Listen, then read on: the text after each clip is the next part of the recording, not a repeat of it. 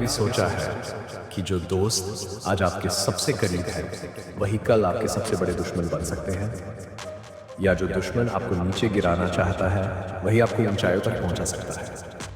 ये वीडियो आपको अंदर तक झकझोर देगा क्योंकि इसमें कोई चीनी की मिठास नहीं बल्कि कड़वी सच्चाई है। दुनिया अब मासूमों की नहीं रही और अगर आपको इस गेम में सर्वाइव करना है तो आपको इसके रूल्स भी सीखने होंगे। ये कोई एंटरटेनमेंट वीडियो नहीं है। ये उन लोगों के लिए है जो लाइफ में वाकई कुछ बड़ा करना चाहते हैं। तो चलिए शुरू करते हैं। 48 लॉज ऑफ पावर की दूसरी विधि, never put too much trust in friends and learn how to use enemies. मुख्य बातें। 1. दोस्तों पर अंधा विश्वास करना आपकी सबसे बड़ी गलती हो सकती है। बिजनेस हो या लाइफ, दोस्ती में भावनाएं हावी हो जाती हैं और यही आपको डुबो सकता है। दोस्त की गलतियां छुपाना या डर के कारण उन्हें कुछ ना कहना आपको कमजोर बनाता है। 2. असली ग्रोथ तब होती है जब आप अपने फ्रेंड सर्कल से आगे बढ़ते हो। जरूरी नहीं कि आपके सभी दोस्त आपकी सोच, आपकी मेहनत या आपकी महत्वाकांक्षा को समझे। कुछ दोस्त आपकी तरक्की से जलने लगते हैं और वही आपकी तरक्की में रुकावट बन जाते हैं। 3. दुश्मनों को समझो, इस्तेमाल करो और उनसे सीखो। कंपटीशन आपको और बेहतर बनाता है।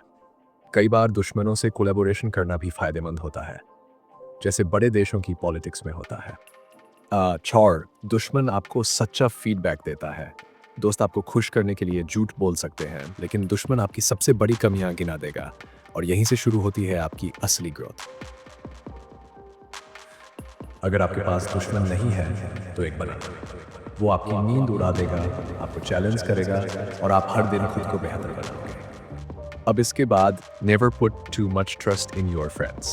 अपने दोस्तों में ख्याल कीजिए, अपने दोस्तों पर हद से ज़्यादा भरोसा मत कीजिए और अपने दुश्मनों का इस्तेमाल करना सीखिए, क्योंकि सबसे ज़्यादा धोखा अक्सर वही देते हैं जिन्हें हम सबसे ज़्यादा मानते हैं। अगर आपके पास कोई दुश्मन नहीं है तो बना लीजिए, क्योंकि एक वक्त ऐसा आएगा जब भी दुश्मन आपको आपकी ताकत का एहसास कराएंगे। ये कहानी है मिडनाइट सेंचुरी की, बाइजेंटाइन एम्पायर और माइकल थर्ड की।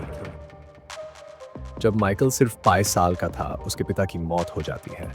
कुछ ही वक्त में उसे अगला सम्राट घोषित कर दिया जाता है। राज्य को अस्थायी रूप से उसके अंकल बर्डास संभालते हैं। बर्डास कोई आम इंसान नहीं था, वो एक बुद्धिमान, समझदार और ताकतवर शख्स था। वो अगर चाहता तो खुद सत्ता हथिया सकता था, लेकिन उसने माइकल का साथ दिया। जब माइकल बड़ा हुआ, उसे एक काउंसलर की जरूरत थी, एक सलाहकार जो उसे राजपाट संभालना सिखा सके। सबको लगा कि बर्डास ही बनेगा उसका मार्गदर्शक, लेकिन माइकल ने चुना एक नौजवान, बेसिलियस, एक ऐसा इंसान जो कभी अस्तबल में काम करता था। एक दिन जब माइकल पर एक जंगली घोड़े ने हमला किया तो उसी बेसिलियस ने उसकी जान बचाई थी।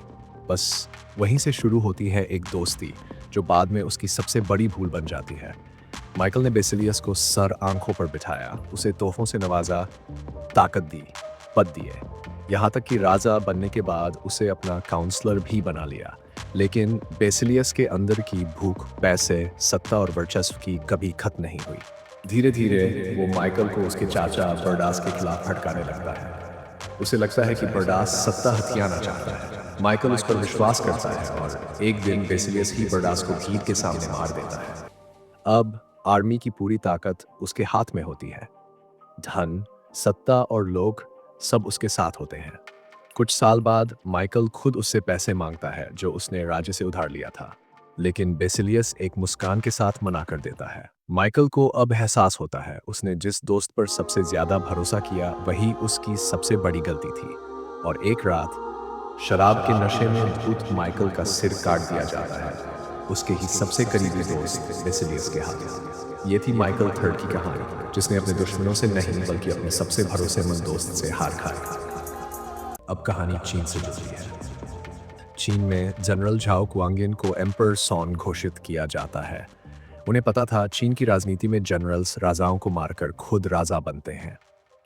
ये एक क्रूर चक्र था और उसे तोड़ना बेहद जरूरी। उन्होंने एक शानदार दावत रखी और सभी शक्तिशाली जनरल्स को बुलाया। दावत के बाद सभी जनरल जब नशे में थे, सॉन्ग ने कहा, क्या आप मेरी सत्ता में साथ देंगे? सभी ने हाँ कहा। फिर सॉन्ग ने एक और प्रस्ताव रखा, अपनी जनरल की पोजीशन छोड़ दीजिए और बदले में जो चाहे दौलत, शोहरत, लड़कियां सब मिल जाएगा। अगले दिन सभी जनरल्स ने अपने पद त्याग दिए और सॉन्ग ने बिना युद्ध, बिना खून बहाए सभी विरोधियों को दोस्त बना लिया। बाद में उन्होंने अपने दुश्मन जियांगशु को भी बुलाया और सम्मान के साथ विदा किया। साथ में एक लिफाफा दिया। लिफाफे में सबूत थे कि वो षड्यंत्र कर रहा था, लेकिन इस व्यवहार से जियांगशु भी वफादार बन गया। इसीलिए कहा गया है, अपने दोस्तों से सावधान रहो, दुश्मनों से निपटने का तरीका ढूंढ सकते हो, क्योंकि एक सच्चा दुश्मन कभी कभी एक नकली दोस्त से बेहतर होता है। सीख क्या है? अपने दोस्तों को काम में मत घसीटो, क्योंकि दोस्ती की भावना काम के फैसलों को प्रभावित करती है। एक दोस्त कभी आपको आपकी गलतियां नहीं दिखाएगा, लेकिन एक ऐसा इंसान जिसे खुद को साबित करना हो, वो पहाड़ भी तोड़ देगा। और सबसे बड़ी बात, कभी आंख बंद करके किसी पर भरोसा मत करो, क्योंकि सबसे गहरा घाव हमेशा कोई अपना ही देता है। जैसा वोल्टेयर ने कहा था, हे भगवान, मुझे मेरे दोस्तों से बचा लेना, क्योंकि दुश्मनों से तो मैं खुद निपट लूंगा। अगर ये बातें तुम्हारे अंदर कहीं गहराई से लगी हैं, अगर तुम भी अब तक दोस्त और दुश्मन के फर्क को समझ नहीं पाए थे, तो आज से खुद से एक वादा करो कि अब से तुम अपने फायदे के लिए सोचोगे। तुम्हें कोई फालतू की अच्छाई दिखाने की जरूरत नहीं है। ये दुनिया बहुत चालाक है और अब वक्त है तुम्हारा चालाक बनने का। अगर ये वीडियो तुम्हारे लिए एक आई ओपनर था, तो इसे सिर्फ लाइक मत करो, इसे अपने उस दोस्त तक पहुंचाओ जो अभी भी भाई भाई के बल में जी रहा है।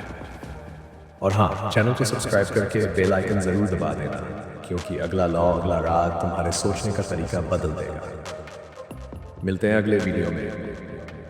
तब तक के लिए खुद पर काम करते रहो और याद रखो, शत्रु अगर है तो तुम जिंदा हो।